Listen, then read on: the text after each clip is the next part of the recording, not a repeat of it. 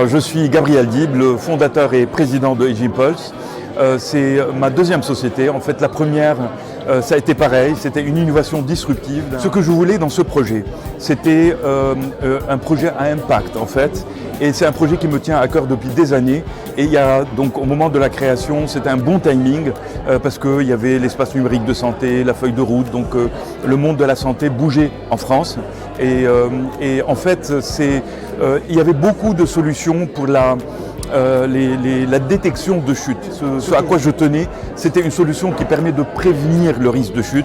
Et c'est ça finalement qu'on a pu développer avec l'équipe. Voilà.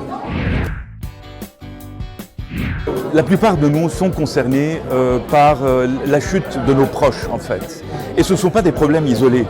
Vous voyez, d'après le plan national anti-chute, on a plus de 2 millions de chutes par an pour les personnes âgées de plus de 65 ans.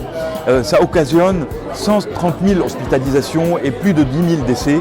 Et cela engendre en plus des coûts considérables pour la collectivité. C'est plus de 2 milliards d'euros par an. Age Impulse, donc la société que j'ai créée, en fait répond à cet enjeu sociétal majeur en développant une solution toute simple. Vous voyez, c'est un peu le thermomètre de risque de chute.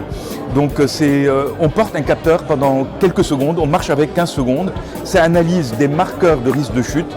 Ces marqueurs viennent alimenter un score qui est élaboré donc avec de l'intelligence artificielle et qui donne une indication de risque de chute. On a un risque faible, moyen ou élevé.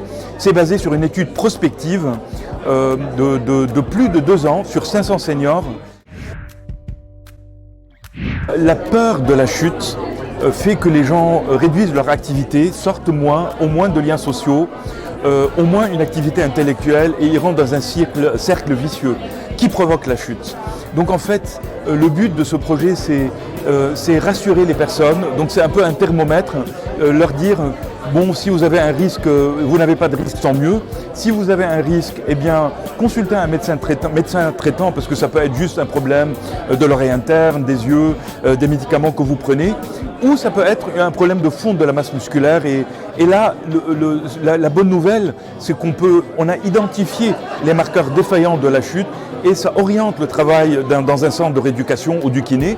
Et d'une façon ludique, en visualisant en fait ce marqueur défaillant et en suivant les consignes du kiné, on voit qu'on est en train d'améliorer, de réduire ce risque, d'améliorer son marqueur défaillant. Vous voyez, donc c'est une solution qui incite en fait à rejoindre un parcours de soins s'il y a ce besoin et en même temps ça donne un message positif comme quoi on peut récupérer en fait et ne pas chuter parce que la chute c'est quand même en général un début d'un cercle très vicieux. Voilà.